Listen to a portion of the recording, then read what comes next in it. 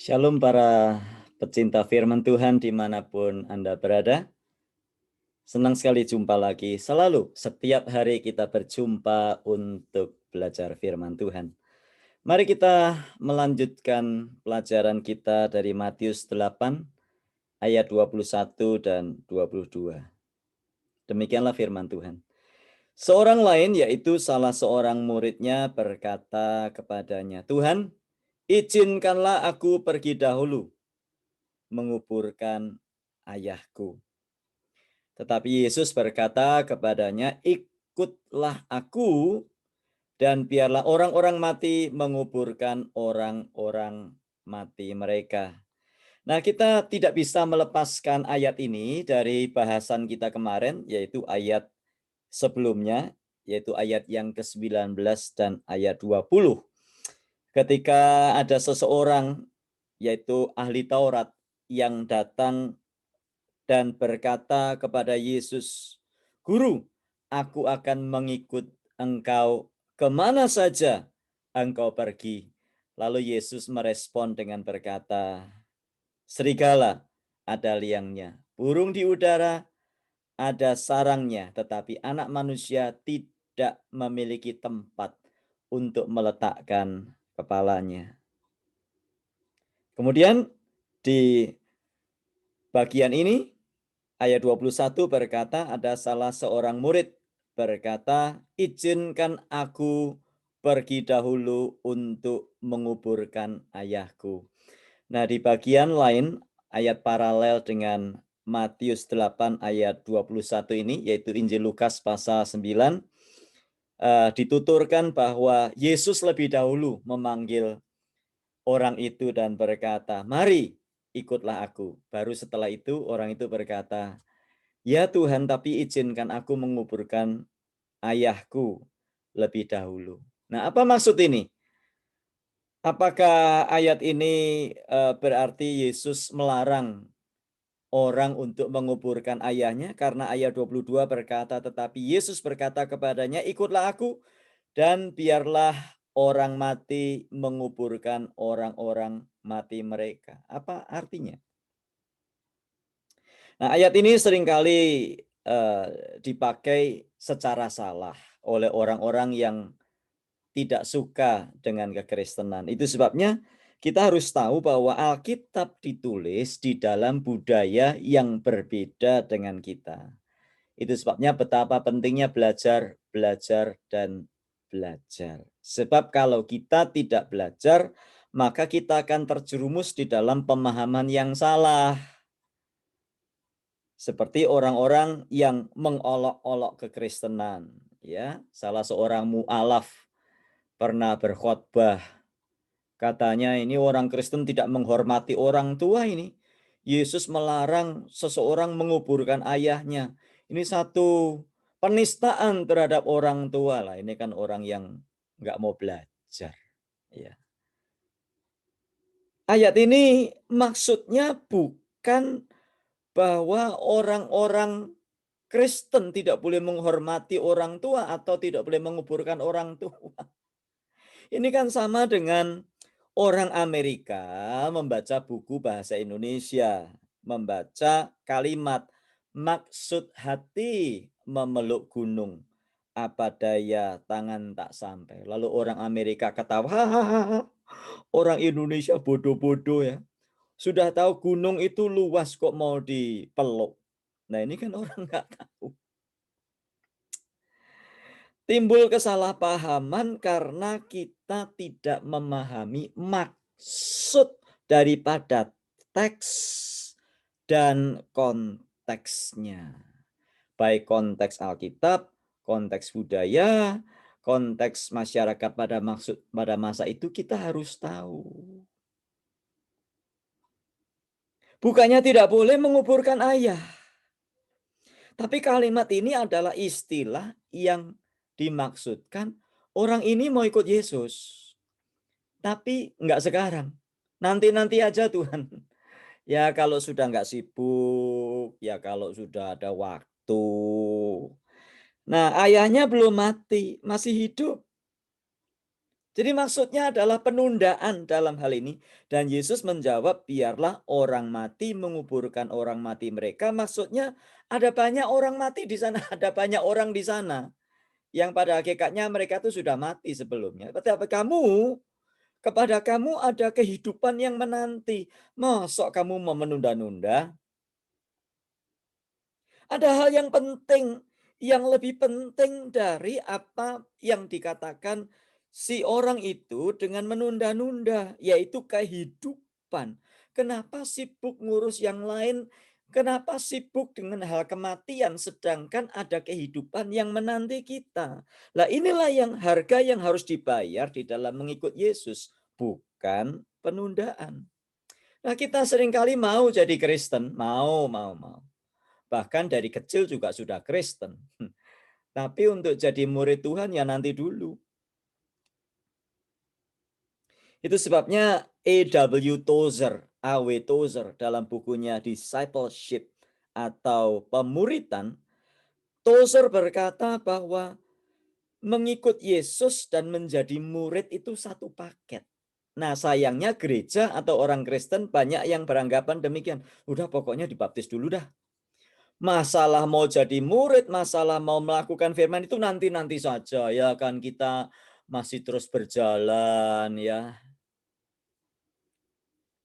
Nah, banyak hal di dalam pengiringan kita seringkali menunda dan menunda. Mau jadi Kristen tapi belajar firman Tuhan ogah. Sampai hari ini Alkitabnya masih lengket. Kalau zaman dulu orang ke gereja kan bawa Alkitab tuh, buku bentuknya. Lengket, bukanya aja susah-susah terus. Pingin buka 1 halaman, kebukanya 3 halaman. Zaman sekarang kan orang download ya. Bahkan zaman sekarang orang ke gereja jarang bawa Alkitab tuh. Karena di gereja sudah ada PowerPoint. Zaman sekarang hampir jarang orang ke gereja bawa Alkitab. Di PowerPoint sudah ada. Nah, problemnya kita nggak suka baca Alkitab. Lalu ditanya, tadi ayatnya, waduh di mana ayatnya? Saya nggak tahu. Nah, banyak tipe-tipe seperti ini. Mau jadi murid Tuhan, tapi susah sedikit nggak mau. Mau jadi murid Tuhan, tetapi belajar firman, baca firman, hafalkan firman nanti saja. Kenapa? Saya sekarang masih sibuk. Sibuk sekolah, sibuk pekerjaan, sibuk cari uang. Dengan kata lain, kita menganggap bahwa membaca firman, belajar firman, ikut Yesus tuh nggak terlalu penting. Nanti saja, mau memberi saja, baik memberi untuk Tuhan atau memberi untuk manusia, mesti ditunda-tunda nanti ya. Nanti kalau sudah kaya. Ada satu kali seorang ibu saya jemput bersama dengan istri saya jemput pergi ke gereja.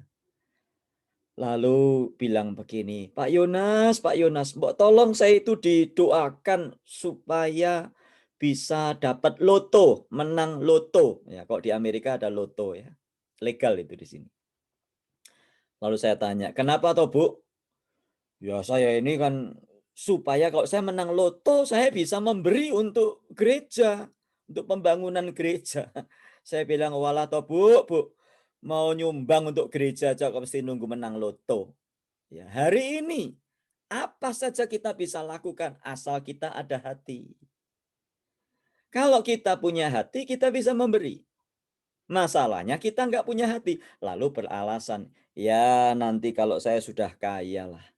Saya mau nyumbang untuk beli mobil, untuk beli gedung gereja dan sebagainya. Bahkan memberi untuk orang lain pun juga begitu. Aduh sayang ya.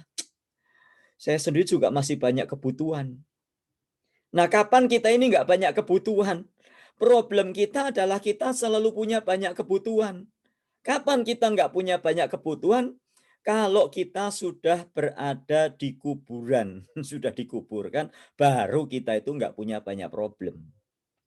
Jangan menunggu sampai banyak problem. Itulah sifat manusia. Inilah masalah yang kita alami pada waktu kita ikut Yesus. Kita mau ikut Yesus tapi menunda segalanya. Bukan hanya memberi, bukan hanya baca firman. Dalam banyak hal. ketaatan melakukan firman Tuhan. Kita selalu menunda, menunggu. Mosok sih mau taat firman Tuhan saja, mesti nunggu kalau sudah pensiun. Nah, problemnya kita belum tentu bisa sampai pensiun kita masih hidup loh. Karena tidak ada seorang pun yang tahu. Yakobus berkata, apakah arti hidupmu? Hidupmu sama seperti uap yang sebentar saja kelihatan lalu lenyap. Namun manusia menunda, seolah-olah kita itu masih punya waktu esok hari. Mau ikut pemuritan saja masih tunggu. Aduh, nanti ya kapan ya Pak ya? Saya masih sibuk soalnya. Itu pemuritan tiap minggu ya. Bisa nggak kalau saya ikutnya kadang-kadang saja? Atau sebulan sekali? Soalnya saya sibuk sekali. Apa kamu pikir pemuritan itu nggak penting? Sehingga kamu berkata bahwa pekerjaanmu lebih penting. Inilah masalah kita. Ada banyak di kelas-kelas yang saya sudah pimpin. Anda silahkan ikuti di channel saya. Ada banyak rekaman tentang MMA. Metode mempelajari Alkitab. Yang ikut pada waktu itu, yang ikut di Zoom saja itu 75 orang. Satu kelas. Ada 12 pertemuan kalau tidak salah. Bapak Ibu yang sudah ikut MMA, pertanyaan saya, sudah dilakukan belum? Sudah diaplikasikan belum? Atau Anda masih tanya-tanya terus? Pak, ayat ini maksudnya apa ya? Pak, ayat ini maksudnya apa? Ya nggak apa-apa sih sekali-sekali. Tapi kalau kita terus-menerus bertanya, artinya Anda tidak mau menggali sendiri firman Tuhan. Lantas kapan kita mau bertumbuh dewasa? Wajar kita ini gampang sekali ikut ajaran-ajaran yang aneh-aneh. Wajar kita gampang sekali ikut ajaran-ajaran yang tidak sesuai dengan firman Tuhan. Wajar kita ini gampang dibohongin. Ada lagi saya bikin kelas perjanjian lama. Kalau tidak salah ada 3-4 kali pertemuan. Silakan ikuti di channel saya. Saya sudah ada rekamannya di situ. Pertanyaannya, Anda yang sudah belajar perjanjian lama, mempelajari perjanjian lama dengan mudah, sudah dipelajari belum itu perjanjian lama? Atau kita hanya belajar, mencatat, dan akhirnya hanya menjadi kitab yang tertutup dan ditaruh entah catatannya di mana, kita nggak tahu, kadang-kadang di bawah meja di dapur. Alasannya apa? Alasannya ya kita kan masih kerja Pak, Bapak sih nggak kerja, saya kan kerja Pak, sibuk Pak, cari uang Pak, ini banyak ini customer Pak, kita mesti cari downline, kita mesti gini-gini supaya dapat bonus dan sebagainya. Banyak orang mengejar bonus dunia, tapi tidak pernah mengingat bonus surgawi. Mau menjadi murid Kristus? Tidak boleh menunda Bapak Ibu. Sekarang. Kenapa kita harus sekarang? Satu, karena Yesus adalah Raja dan Tuhan yang kepadanya kita harus taat. Yang kedua, kalau kita terus menunda, mungkin kita tidak pernah punya waktu untuk menjadi murid Kristus. Kenapa? Karena kita tidak tahu apa yang akan terjadi dengan hidup kita. Jadi seharusnya menjadi murid Yesus lebih utama dari yang lain-lainnya. Ketaatan kita kepada firman, belajar firman, bersekutu dengan Dia, beribadah, melayani, memberi. Namanya melayani itu bukan cuma melayani di gereja.